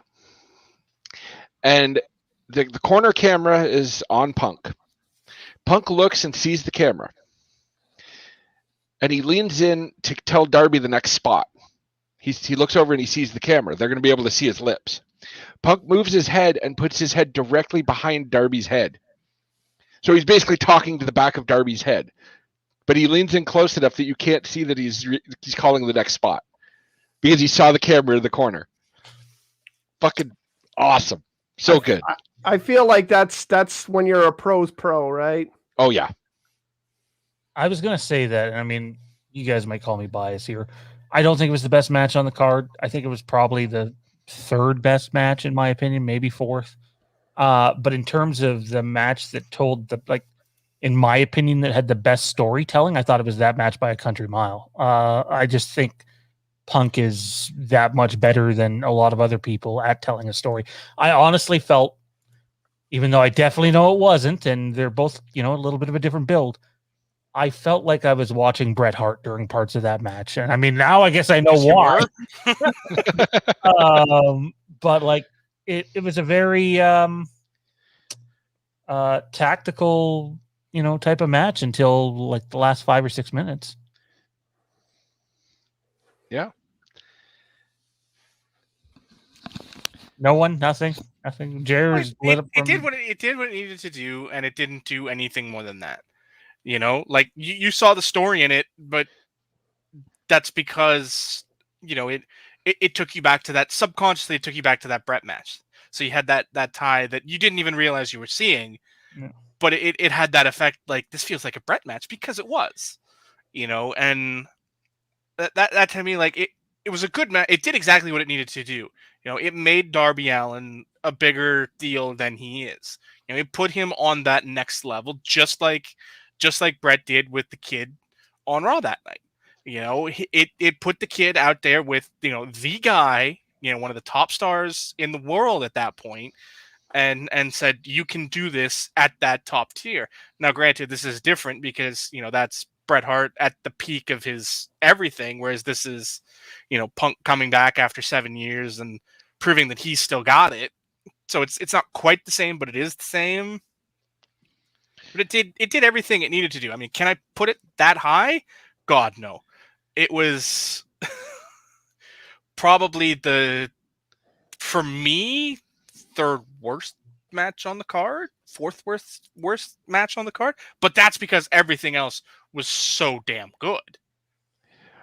The only reason I recognized the head nod spot on the arm drag was because that Brett Kidd spot made the rounds on Twitter probably like 6 months ago, and everyone was commenting on it. So that's the only reason I recognized it the second he did it, but I didn't put together the rest of the spots. I felt the familiarity right from the opening headlock spot. It's a subtle nod where it's like, okay, this guy's a little better than I gave him credit for. And stuff like that is just such an easy story to tell. I don't know what they'll do next with him. I know you mentioned Darby and Sting, but I kind of feel like that might be done. Maybe they squeeze a 6-man tag match out of what's his face and 2.0 in them in the next couple. Their son, Daniel Garcia, damn it. I don't think that makes a lot of sense, being as Sting beat up 2.0 on his own. This is true. I would hope that the next time we see Punk, he just interrupts somebody because they say something he doesn't like or something. I don't know. Maybe that's too WWE. I notice there's not a whole lot of that in AEW. I think he needs to be the one interrupted. And I think this is just purely me spitballing, since we're not going to jump into. Oh no! Programs. Here we go again. No. This one actually makes sense. I think it's Dan Lambert in the Men of the Year. Who? Okay. I don't know who this is. The guys who were up in the press box cutting the promo. That was on the pre-show, so if you didn't watch the buy, I didn't make it home in time for the pre-show. Okay. Yeah, he's the American Top Team guy who... He's the MMA coach that has been doing the scathing screw pro wrestling promos that sound like an 80s heel manager. But then he needs to do what nobody wants to hear and make light of CM Punk's MMA career. Oh, I think it's part of the reason why in. it will make sense. I don't want to fucking hear about Punk's MMA career. I don't want to hear anything about it. I want to pretend it didn't happen. It's going to, though. Like, somebody's going to bring it up. Please, I think Dan is the perfect guy to do it. Please, no. Because they can weave it in such a way, like, you couldn't cut it in America's Top Team, and you can't cut it in AEW. I did really enjoy his promo work, though. He was pretty awesome. He has done an amazing job as that douchebag, anti-wrestling heel that harkens back to, the glory days of the 80s as far as a heel promo goes. He seems very Dutch Mantel to me. Yeah. Who himself was a throwback to the 80s. So it makes perfect sense to What did you guys think of the Jericho MJF match? I loved it because I loved the finish. That finish was so perfect, and it made sense because you bring in Wardlow and Hager to get the second ref at ringside. And while they were brawling, I was wondering, like, why isn't Paul Turner jumping off the ramp and dealing with those two because the one ref jumped to the floor and dealt with them, and the other ref stayed on the ramp. And I was like, that's weird. Why isn't he jumping down to try and separate them? And then you go back to the ring and they do the finish, and I'm like, oh, the second ref was still there to see it. So it was perfect placement, and the crowd went nuts when they restarted the match. Like the crowd was kind of in a bit of a death spot, just because everything that had happened before, right? And then just from that, the finish, and you're like, and they built it long enough to where, oh my God, they're not going to catch it. Oh my God, this is actually it. And then the second ref's there, and it's like, yeah, it was just awesome. And MJF actually busting out some pretty sweet moonsaults and all that stuff. So it did not feel like it went 21 minutes. I'll put it that way. No, it really didn't. It was good. I thought that the great part about the ending is that how many retirement matches end in the guy not retiring? Yeah. A lot more than you'd think. but is it 20%? I'd say it's probably a lot higher than that. Really, You think so? I what do. about high profile? Like Even that, I think a lot of them still end up either not winning the match, or either winning the match and not retiring, or they're back in 6 months, so it doesn't matter anyway. yeah, no, that's. I mean, I know a lot of time they lose, and then there's a reason for the guy to be able to come back anyways. But I think normally they lose. I was totally expecting I guess Jericho's I was expecting leaving. that. I was expecting that to be the finish. Like when they did the spot, and he hit the spot and he got the pin and he got the foot on the rope. 1-2 gets the foot on the rope. Aubrey doesn't see it because she's in position to count the pinfall, and it just goes off perfectly. And I'm like, oh shit, this is how it's gonna go. And then you've got the built-in comeback down the road. Where my guess was going to be we were going to have the old-fashioned, since they like to book that way, we were going to do the old Midnight Rider. Well, yeah, it gave them an out. Jericho, since it's Chris Jericho, you would have probably had the Happy Canucker or something. I don't know what exactly, but it would have been a Canadian-themed gimmick, I'm sure. And you build back to that because he got screwed and he didn't actually lose and he had his foot on the rope. And for the record, the Calgary Kid already existed.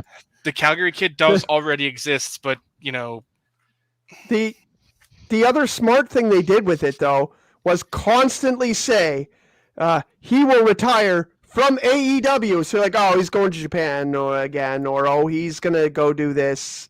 They gave him the out too. They were like, he's retiring from AEW competition. You're like, well, he'll go on a fucking Fozzy tour and then he'll go compete in Japan again.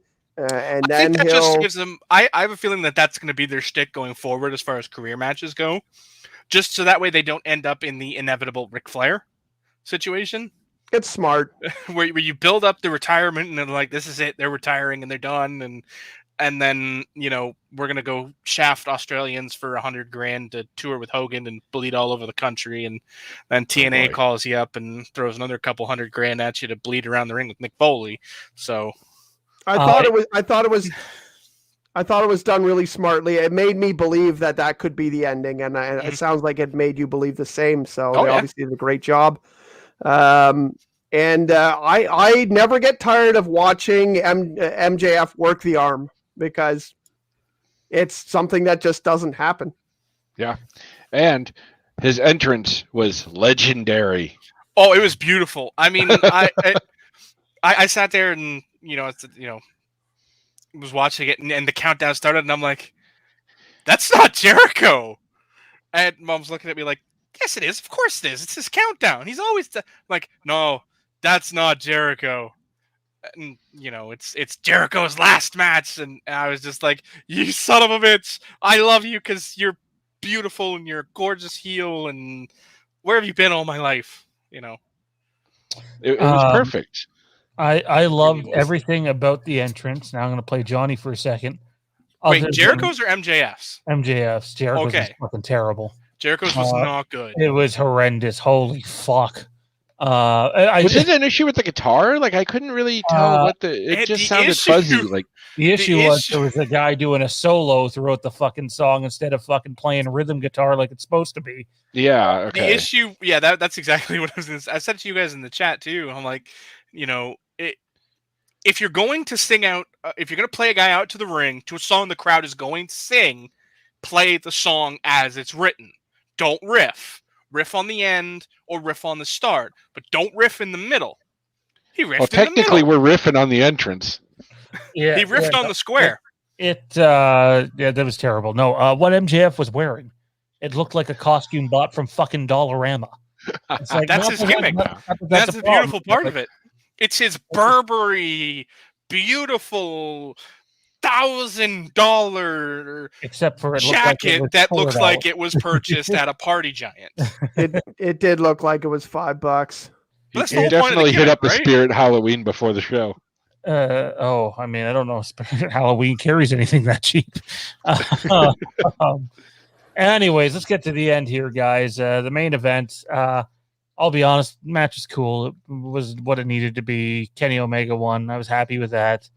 But the debuts, how did everybody feel about? I think before we get to that, I gotta say, I dislike. There's one thing about that main event that I dislike. That they used the Avalanche One-Winged Angel to beat Christian. Like, just a straight One-Winged Angel should have done it. Yeah. You use the Avalanche off the top rope One-Winged Angel to beat Christian? Really? I can agree with that. I mean, it's funny how they've built up Christian as like they're like, oh, maybe he's the kryptonite for Kenny Omega. I'm like, I fucking hope not. I mean, to this point, that buries everyone. Nobody's kicked out of the straight One-Winged Angel. Why are we doing the Avalanche for Christian? Save that for the big match. Like, somebody's going to kick out from the Angel, and then you got to go up top. Yeah, that's got to be. Well, I mean, Moxley didn't kick out, but he got his leg on the rope, right? So I feel like it's got to be Moxley or Hangman that use that for. It's going to be Hangman it's going to be Hangman that straight up kicks out of it. And I mean, in my mind, I've already booked out through Double or Nothing, and I'm going to play that out in TEW one of these days, and talk about it. But get fired as Booker by February. No, man. In my mind, it's gorgeous. It's beautiful. We got blood and guts in Revolution in February with the Dark Order versus the Elite, and if the Dark Order wins, then Kenny gets his, or then Page gets his match at Double or Nothing, and it's a gorgeous thing. It's beautiful. So, how did we feel about? And Full Gear is Adam Cole and Adam Page. How did we feel about the big debuts at the end? We'll start with Kieran.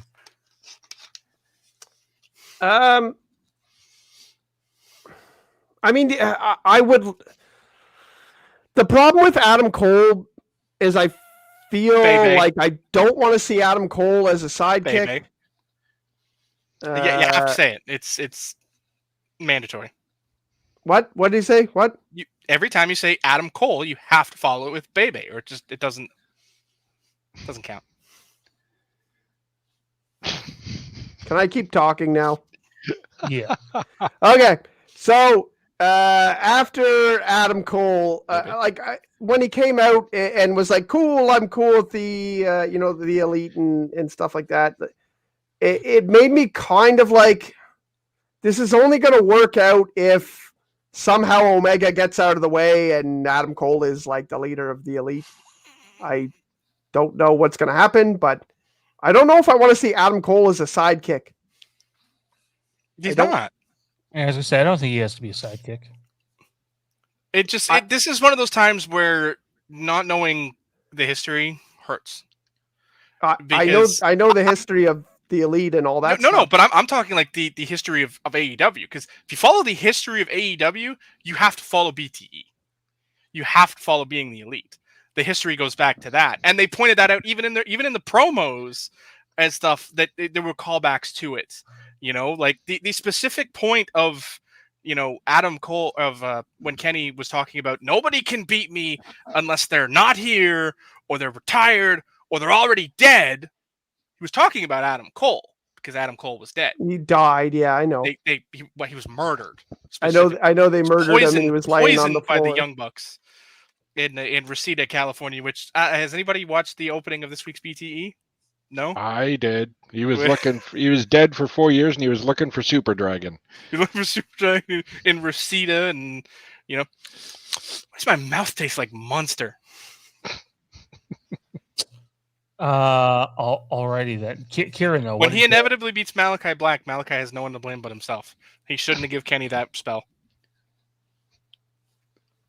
How'd you feel about Daniel Bryan? That's how Daniel Bryan was gonna. That's how Daniel Bryan was gonna come in. He's a mega baby face. He's gonna come in and probably gonna be the John Cena. He'll come in. He'll beat 5 guys, and he'll take on the world, because that's him. So I don't see them going anywhere crazy with him. Kind of the same as Punk. Punk comes in, just gets to be Punk for a bit. Like, give the people what they want before we turn him heel or do this or get him doing something out of his comfort zone. So that was fine. I didn't see it happening any other way. We only got about 10 minutes left, guys. Jared, what do you think? Well, first of all, the second I saw Daniel Bryan come out, I lost my mind and I had to go and order his shirt. I'm sorry, why were you watching a WWE pay-per-view? That joke would have been more funny if you'd have found the actual fan mock-up of the AEW shop version of the Bryan Danielson plain white tee. The main event was fine. I thought Christian, I don't know why he did that spear on the table that way, because he tore up his ribs on that table leg. Just, the match itself was okay. I mean, everybody in the building knew Christian wasn't going to win. But on top of that, they were less invested because they were more invested in the post-match. Sorry. And I think that hurts because you're waiting for the aftermath rather than the finish of the match. But I mean, it is what it is. You know, you're going to have that anyways. People know something big is happening. They just don't exactly know what. And here's where Tony Khan uses his ECW booking skills, where you give people what they want in ways they don't expect it. So you give them Adam Cole first, and they think, holy shit, we didn't see that coming. That's amazing. And then you let it simmer for a couple minutes. Cole does his promo. You give the mic back to Kenny, and then you give them what they expect. And it's like, holy shit, this is amazing. So I think it was perfectly done because, and I mean, I heard the rumor they did it so quickly is just in case everything gets shut down again and they wanted to get the big pop for Bryan and Cole. And now all the pieces are set. Now they don't need to bring in another big major star, 3 weeks from now. They've got a whole bunch of pieces, a whole bunch of fresh matchups, everybody they can work with. And now they can kind of start going in different directions with this, the four people they've added to the roster in the past 3 weeks. Johnny, thoughts on the debuts? I mean, it was amazing. Like Jared said about the main event, you were expecting what was coming after more than you were the actual match. And when you had that moment, and and Kenny cuts his promo, somebody's coming through that curtain. You just don't know who. And then you get the Adam Cole debut, which was great. My only issue is and it's a great song, is that theme song is just the UE theme. It's the Undisputed Era theme song in a different way. Like, it's the same chord progression, the same, it's the same song. I didn't particularly like that. But that was my only issue with it. And when he came out, and he had that face, like he's going to go against them. And, I'm a BTE guy, so I knew that, they'd literally murdered him. And BTE is a huge part of the, AEW storyline. So you think maybe we're going to get that. And, and they do that moment and he cuts the promo. And then to me, watching it, as a wrestling fan and, watching it the way I do and the way I think, once you start seeing Jungle Boy kind of propping himself up, just slightly off focus and off the corner, and you see him start getting up, you knew what was coming, or at least I did. But that's because I kind of expected it. And as soon as you started seeing Jungle Boy start popping up, it's like, okay, he's getting kicked in the head or something, and Adam Cole's going to do the turn. And then you got the Mount Rushmore kiss, which I popped huge for, because I've always loved that spot. Even, when they did the mashup version, it was Death Before Dishonor when Marty and the Bucks kicked him out of the Bullet Club and sent him off to greener pastures in New York. But just, I love that spot. I love that moment. But then okay. And then they give the mic back to Kenny to do his next promo. And as soon as he started doing, his good night, when he starts doing his end of show shtick, then they're going to do the double dip. And the pop was huge. And then I come to find out that for me, the moment was ruined because of a bunch of greedy bastards. Because I don't, if you've been with me, if you're in the wrestling chat and Jerry is, Kieran is, you know damn well that in my head this moment was the final countdown. It was Europe, and it was glorious. Have you seen how much they want? Would you let me finish talking? Thank you. Come to find out that was the plan, and the song was too rich for Tony Khan's blood. Okay, that's weird. And you start thinking, what's this going to be? And then Lenny Leonard, who, if you know independent wrestling, you know the name Lenny Leonard, comes out and says that when Ring of Honor went to pay-per-view 10 years ago, 12 years ago, the first time around in 2008, 2009, like that? May 2007. Okay, 2001 was even earlier than I remember. When they go to pay-per-view in 2007 and reach out to Europe to find out how much it's going to cost to license that song, they wanted $50,000 every time they played it.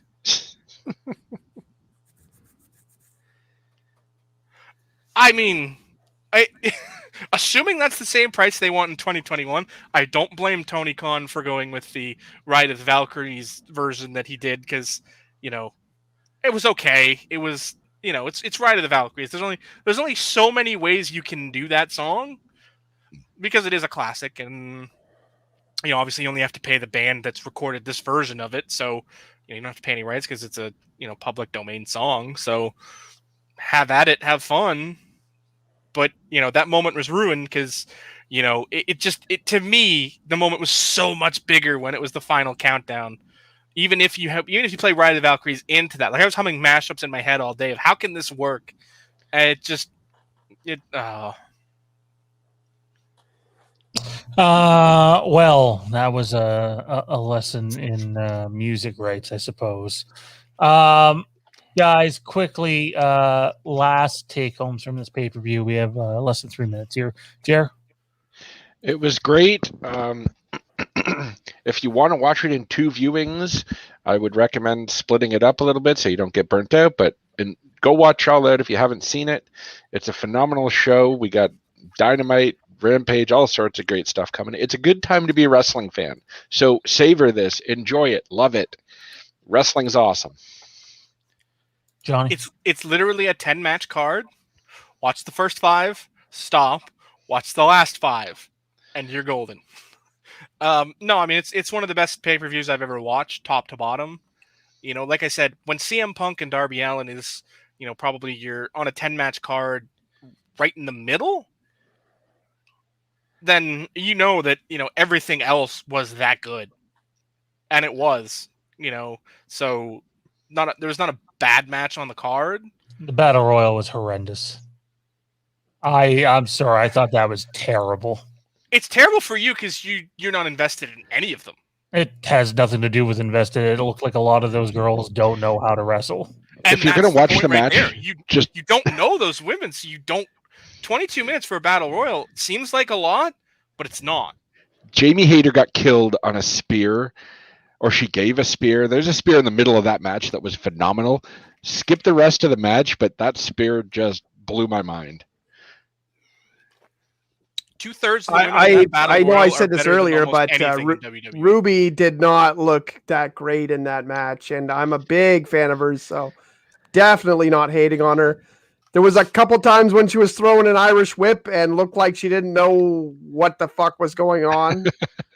I think that's because I don't think she'd ever worked with any of those women that were still in the ring at that point. You're right, Johnny. You do have the answer. Anyways, if you've never worked with someone, it just in a Battle Royal environment, that's not where you want your first time to be, you know, shaking hands and saying how do you do in the ring. Anyway, the moment with Bryce at the end though was worth the whole match. I love Ruby Soho, but have you listened to the rest of the album?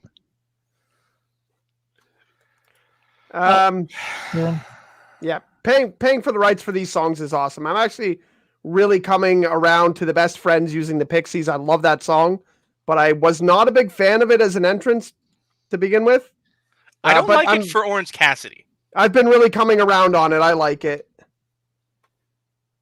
But anyways, it wasn't as good as WrestleMania 10, but it was pretty damn good. Did we watch the same WrestleMania 10? WrestleMania 10 is the best fucking WrestleMania ever. It's a 2-match card, and What?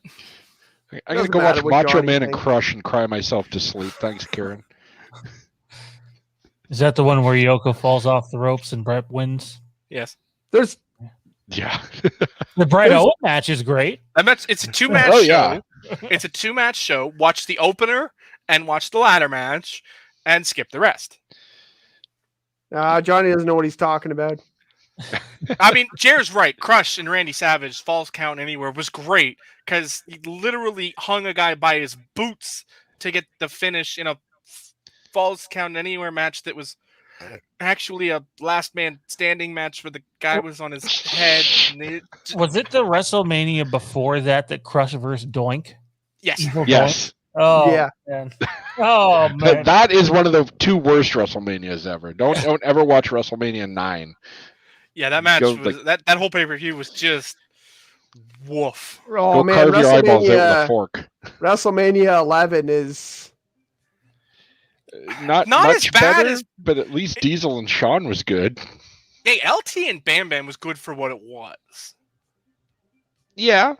Can we go home now? Yeah, we're at that point. Brett versus Bob Backlund was on that card, I think. That was fun too. I'd rather forget that. With the exception of Brett and Owen, Brett had a really awful run of WrestleMania matches from 9, 11. He had a great match at 6. Is that Piper? No, he worked No. the Bolsheviks for like That was- 30 That seconds. was Which one's was it even that long? I don't think it was. Piper's on 8. Yeah, 8? Piper was 8. So 8 was good, 10 was good, 12 was good, 13 was good. I wouldn't call that a 7 bad was one. actually pretty good with the Nasty Boys. 26 was terrible. Yeah. It was pretty bad. I love Brett, and even I Yeah. like that. So We don't talk about that match. I'm gonna cry myself to sleep now. It's not a match if Brett didn't wear tights. Oh my god. Can we agree to that so that we can No. just stop and say that all the matches he had in that WWE run don't count? All right, Karen, Jer, where can we find you fellas at other than here? Other than here, I don't want other people to know where I am other than here. Did I say Kieran and Jer? Sorry, I meant Johnny and Jer. You did say Kieran and Jer. Apologies, Johnny and Jer.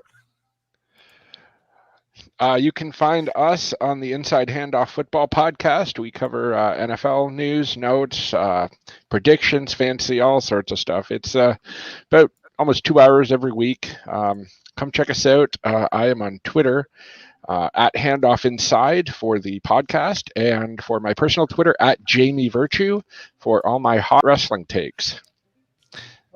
Johnny, That where are can we find usually you at, then? tepid at best. You can also find the Inside Handoff on Facebook at facebook.com/the Inside Handoff, and you can find me wherever I want you to. I thought you said a lot of stupid things tonight, but that would take. I just want to frame Kieran's expression right now.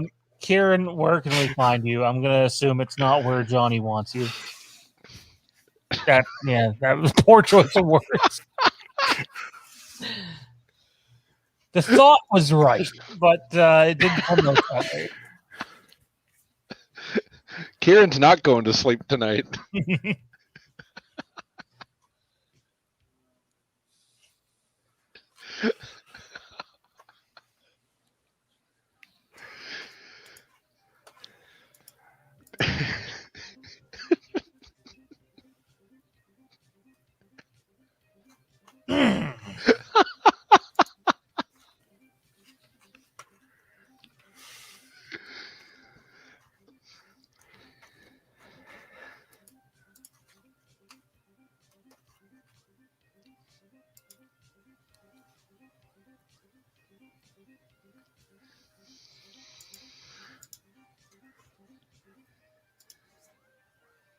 I can't keep that up. I don't know how you're still keeping it up. Fuck. I'm too high for that shit. It's like, oh, no, my cheek's twitching. I think we're 15 seconds past the crowd starting to chant, "This is awkward." Oh, wow. What a unique way to end the show. You can find the Rick and Morty Fan Show Tuesdays right here, 8 p.m. Eastern, I guess now that the season's over, it won't be Sundays for a while, and I don't know if Kieran intends to take a break or not. But the floor is his if he so chooses. And yeah, what's going to happen in season 6? Who knows? Man, if this is all it takes to shut Kieran up, I'm saying shit like that all the time. Hi guys, this is Terrence, Fandom Empire, and you're watching Fandom Empire Live, which Sean didn't invite me to, so it's probably going to be a piece of shit! Terrence made him blink. Just pull out the ace. Did the Jays hold on? Did we beat the Yankees? Yes. Pretty sure we did. Rename the Yeah, chat. we And won. 5-1, yeah. Brooke, I saw what you posted earlier. I didn't really think it was appropriate to just bring it up in the middle of the show, but I'm sorry. I'm pretty sure Brooke Flynn is Flinner. I've been there. It's shit, dude. It's shit, but chin up. Things will get better, man. Things will definitely get better. All right. Kieran, Johnny, Jer, Frank in the chat, Toronto Freddy in the chat, Matt Whitfield, who's pretending like he was here all night but wasn't. Good night, everybody. We'll see you whenever we see you. Oh, we'll see you tomorrow with a first reaction from Halloween Kills. See you then.